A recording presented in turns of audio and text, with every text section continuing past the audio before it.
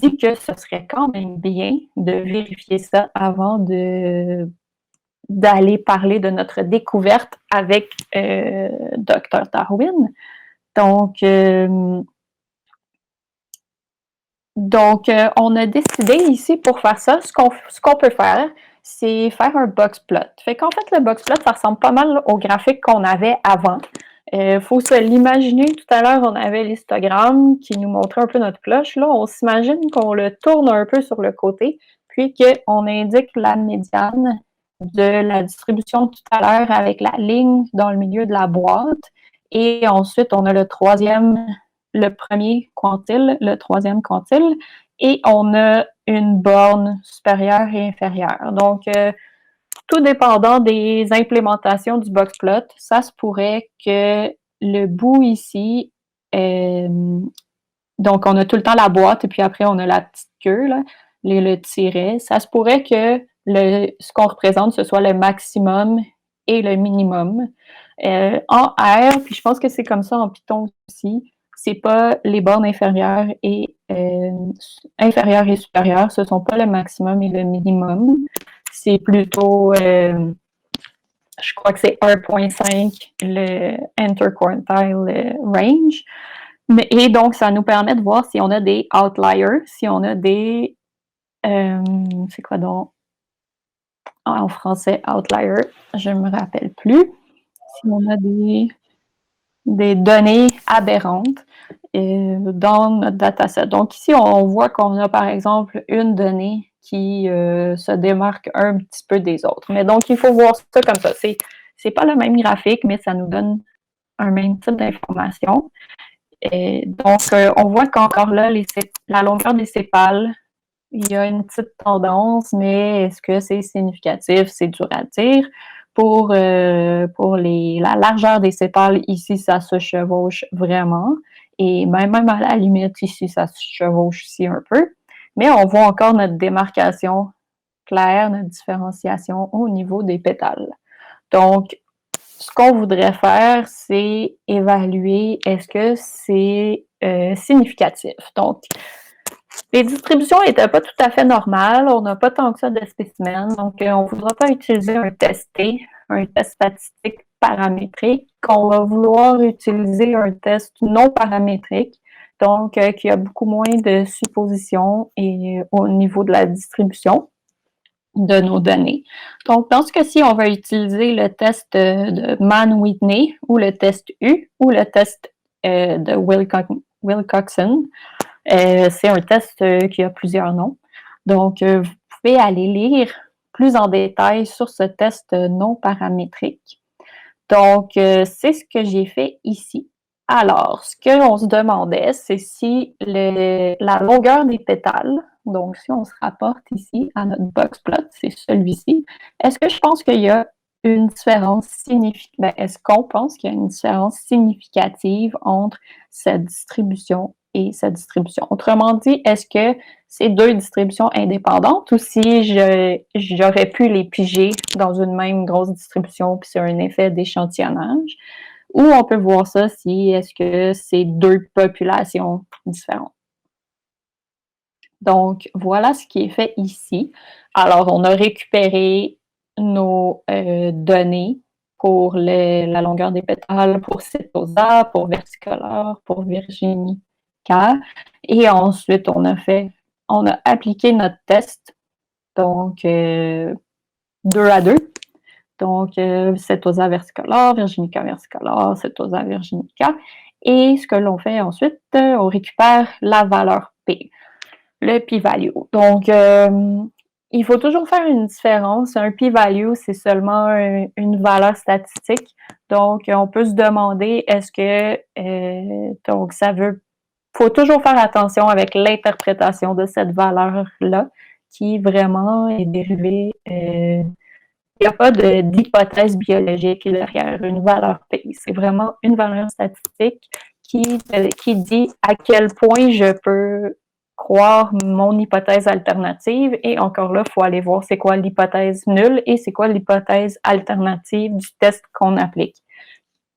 Plus le p-value est petit, plus on rejette l'hypothèse on peut rejeter l'hypothèse nulle et donc plus on est content. Mais donc dans ce cas-ci, on voit que la longueur des pétales est très différente, serait différente, donc entre Setosa et versicolore, et entre Setosa et Virginica. Puis on voit que la longueur des pétales est un peu moins différente entre Virginica et versicolore. Mais quand même, ça reste un P qui est petit. Donc, si on vous disait d'appliquer la règle, est-ce que c'est significatif? Donc, prenez un P de plus petit que 0,05. Ben, ici, tout serait significatif. Donc, des fois, il faut se demander, est-ce que notre p-value, est-ce qu'il nous renseigne bien sur ce qu'on veut savoir? Mais ici, il y a clairement la longueur des pétales entre Setosa et versicolore et entre Virginica est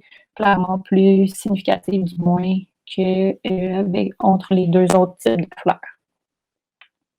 Donc, on pourrait quand même croire qu'il y a une différence significative ici, qui n'est pas due à juste la chance, par exemple. On ne l'a pas observé par chance. Donc, on peut se dire, oui, mais qu'est-ce qu'il y en est? Là, on a regardé quelque chose qu'on soupçonnait d'être significatif, mais qu'est-ce qui arrive avec les autres variables? Elles, est-ce qu'elles sont significatives? Donc, on peut faire le test de la même façon pour toutes les autres features.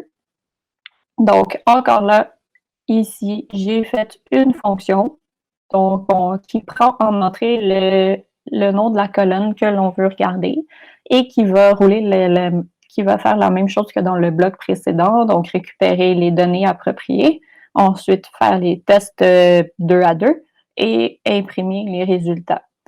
Donc, tout à l'heure, je vous l'ai dit un peu, moi j'aime ça utiliser des variables, puis j'aime ça laisser travailler l'ordinateur à ma place.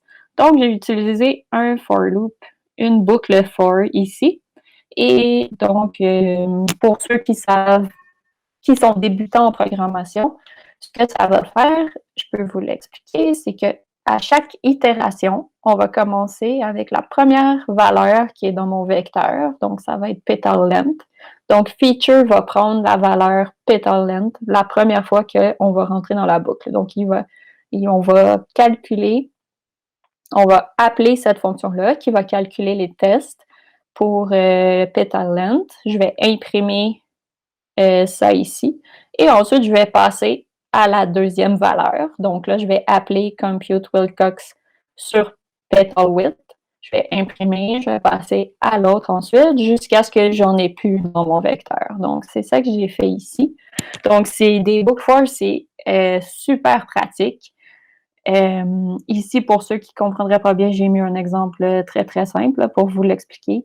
Une fois qu'on apprend à faire ça, on se demande pourquoi on a fait ce travail répétitif aussi longtemps.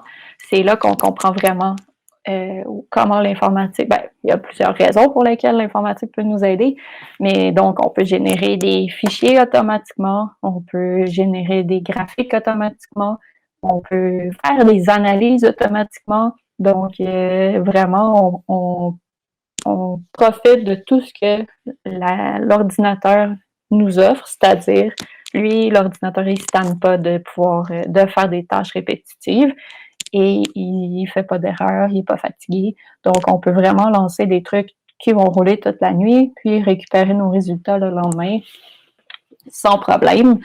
Donc, ici, nous, ça roule assez rapidement, là, les tests qu'on voulait faire. Donc, on peut juste lancer ça, puis ça va rouler dans le temps de tir. Pas besoin d'attendre à demain matin. Donc, qu'est-ce qu'on peut conclure à propos du test, de ce test? Donc, je ne sais pas si vous avez une idée en regardant ces valeurs de p-value. Moi, je les trouve assez petites quand même. Elles sont bien en deçà de 0,05. Donc, sauf peut-être celle-ci. Donc, si on regarde la largeur des sépales de Virginica et versicolore, si on retourne à sepal width de Virginica et versicolore, on s'attendait à ce que ce soit pas tellement significatif. C'est ceux qui ont l'air de se chevaucher le plus. Mais quand même, le fait que tous les P soient dans l'ordre de moins 18 à moins 17, mais qu'il y ait il y a celui-ci aussi, c'est par lente entre Verginica et Verscolaire qui est à 0.7, et celui-ci qui est qui est vraiment plus élevé.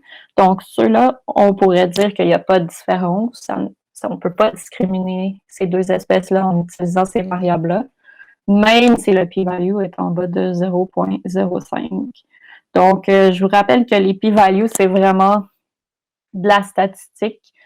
Comme on a des données qui sont très précises, qui varient peu, mais disons ça comme ça, qui varient peu entre elles. On a des p-values qui sont très petits, mais il faut toujours, encore là, rester critique vis-à-vis ce qu'on voit, puis s'assurer qu'on a une interprétation qui est correcte. Donc ici, je vais vous laisser faire votre propre conclusion qu'est-ce que vous voyez de cette analyse-ci. Donc, une autre chose qui est intéressante, c'est de regarder s'il y a des tendances ou s'il y a des relations entre les variables.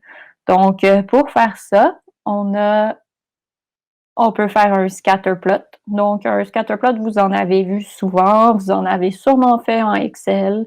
Donc, on a une variable numérique en Y, une variable numérique en X, et on fait le graphique des deux ensemble. Ah, on me dit, oui, d'accord. Je peux faire une pause ici. On fait une pause. C'est Barbara qui me dit de ne pas hésiter à faire une pause. Donc, on peut faire 5 minutes de pause, peut-être. C'est bon, ça? Oui.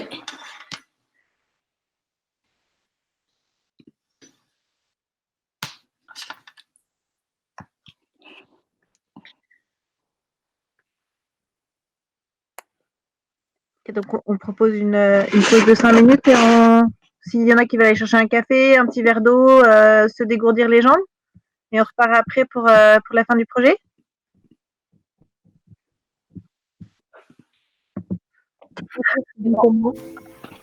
Ok, tout de suite, tout le monde.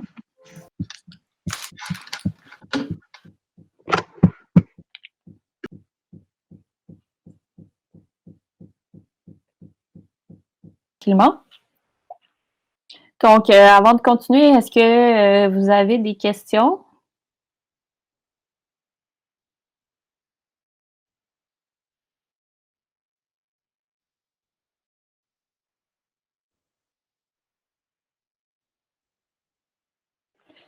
OK, donc il y a une question qui me dit que ça, c'est de l'exploitation des données. Comment programmer les informations que la plateforme R ne connaît pas au début, comme les infos de cet exemple de la fleur d'iris? Je suis pas 100% certaine de comprendre ta question. Donc, à la base, toi, tu parles avant de commencer l'analyse de données?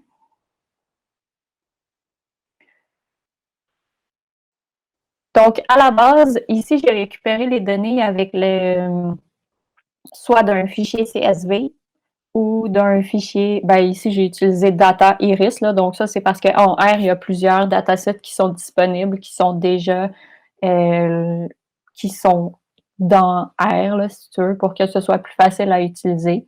Il y en a d'autres, comme CARS, puis d'autres sur l'AML, une sorte de leucémie aussi. Donc, tu peux pas. Donc, R n'a pas vraiment besoin de savoir.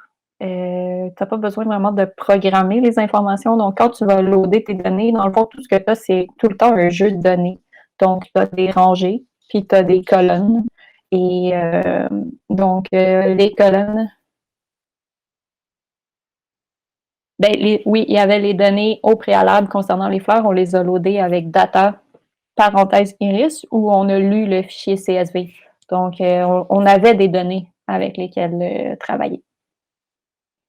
Puis ensuite, quand on load ces données-là, Là, vous avez vu que, donc, R reconnaît qu'est-ce que sont les données numériques. Le problème qu'on a souvent, puis si vous utilisez R, vous allez voir souvent cette erreur-là, c'est lié aux facteurs, puis aux vecteurs de chaîne de caractères, de string. Souvent, donc, R va essayer de deviner qu'est-ce qu'on lui a passé comme données. Mettons qu'on load un fichier .text, donc qui est séparé par des tables. Ou si on load un fichier .csv. Donc, à ce moment-là, il y a un argument, un paramètre qu'on peut passer, par exemple, à read.csv pour lui dire essaie pas de deviner si mes strings sont des facteurs ou sont des chaînes de caractères. Mais donc, si vous avez un jeu de données, il va sûrement être dans un fichier Excel ou dans un fichier CSV ou dans un fichier texte. Donc là, vous allez utiliser une fonction comme fread avec le nom du fichier et la localisation sur votre ordinateur de où est-ce qu'est ce fichier-là, donc le nom complet là, avec tous les répertoires. Et vous allez appeler, mettons, read.txt avec le path, le chemin vers le fichier. Puis là, ben, ça va loader les données dans R. Tout ça, évidemment, il faut que vous les mettiez dans une variable. Si vous faites juste read, si je fais juste read.txt avec un nom de fichier, puis que je ne mets pas le contenu de mon fichier, le résultat dans une variable, ça va juste l'afficher, puis ça va être perdu. Donc, on met tout le temps ça dans une variable. Est-ce que ça répond à la question?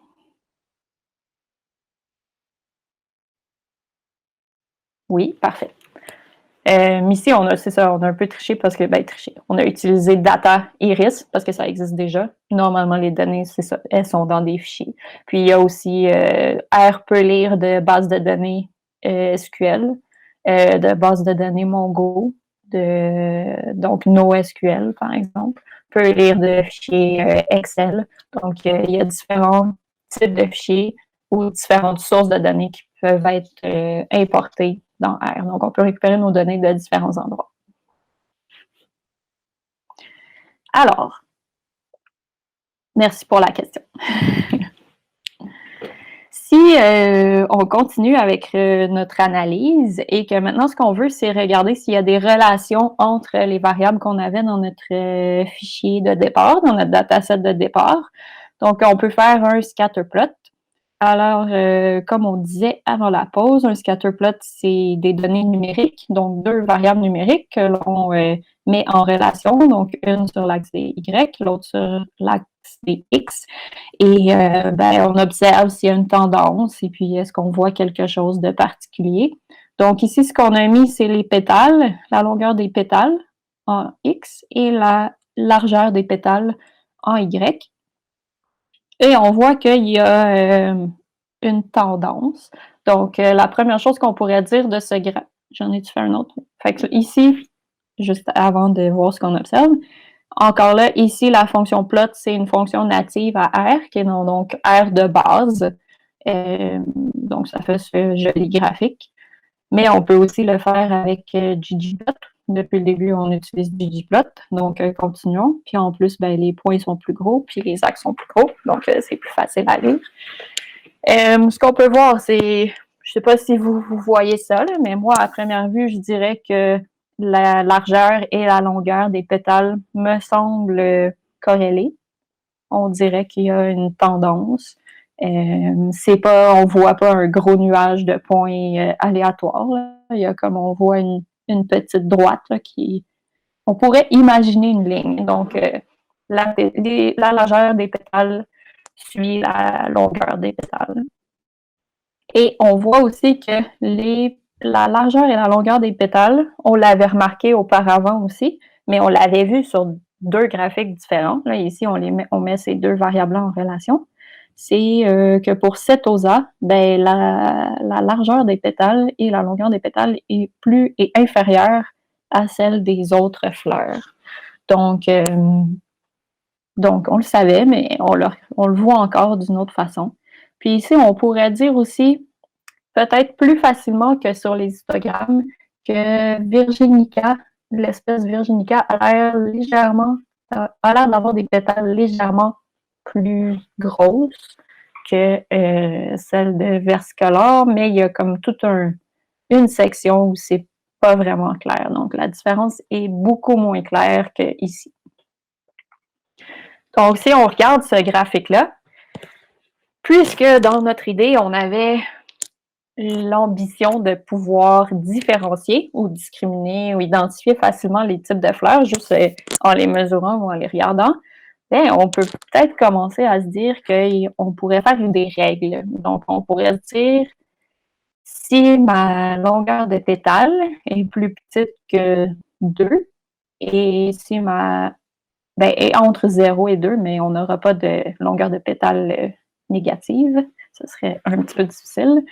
Et si ma largeur de pétale est plus petite que 0,7, peut-être 0,6, dans ce cas-là, on va dire que c'est setosa. Donc, vous avez les règles ici. Donc, if, si, ma première condition est vraie et ma deuxième condition est vraie, alors je vais dire que c'est setosa. Ensuite, si ma largeur de pétale, ma longueur de pétale, désolé, est entre 2. Donc là, ici, on avait mis notre critère à 2, mais là, on pourrait dire ça va à peu près à 5,2 ici. Puis là, on peut faire la même chose. Donc, je pourrais dire ma largeur de pétale commence à peu près 0,91 jusqu'à peu près combien, là, où je suis sûre d'être dans la bonne espèce. Donc, de 1 à 1,7, alors je vais dire que c'est versicolor. Puis sinon, ben, je vais dire que c'est virginica. Fait que ça, je pourrais aller dans la nature avec ces 3 règles et être capable d'identifier facilement avec ma règle et mes règles. Donc, la sorte d'espèce que je suis en train de regarder. Donc, c'est prometteur quand même pour être capable d'identifier les espèces de fleurs. On pourrait vouloir faire ce scatter plot-là, ce type de scatter plot-là, pour toutes les variables qu'on avait. Donc, on peut faire ça avec la fonction pairs. Donc, pairs, c'est une fonction aussi qui est native à R et qui nous permet de mettre en relation différentes variables numériques, mais on pourrait mettre d'autres types de variables aussi. Ici, je ne vous ai pas mis d'exemple, mais on pourrait décider, donc la fonction pairs fonctionne avec des panneaux. Donc, il y a le upper panel, puis le lower panel. On pourrait décider qu'on met un tout autre type de graphique ou une tout autre type d'information dans le upper panel que dans le lower panel. Donc, c'est vraiment, on peut l'ajuster comme on veut. Donc là, ça me donne toutes mes relations entre toutes mes variables. Donc, on voit ici que c'est quand même bien séparé. Ça, on l'avait fait juste avant. On a un peu la même chose pour donc pétale length, puis la largeur des pétales, puis la longueur des pétales, c'est vraiment ce qui nous permet de discriminer. On pourrait utiliser, si on regarde bien, la longueur des sépales en même temps que la largeur des sépales pour identifier setosa, puisqu'on pourrait peut-être faire une ligne ici pour les discriminer. Il y aurait un outlier, on se tromperait peut-être une fois, mais ce genre de règle-là, c'est quand même un peu plus compliqué que pour nos pétales. Puis donc, quand on veut faire des règles ou faire des modèles prédictifs, on préfère tout le temps le modèle le plus simple. Donc, pourquoi se compliquer la vie si on a une option qui est équivalente et beaucoup plus simple?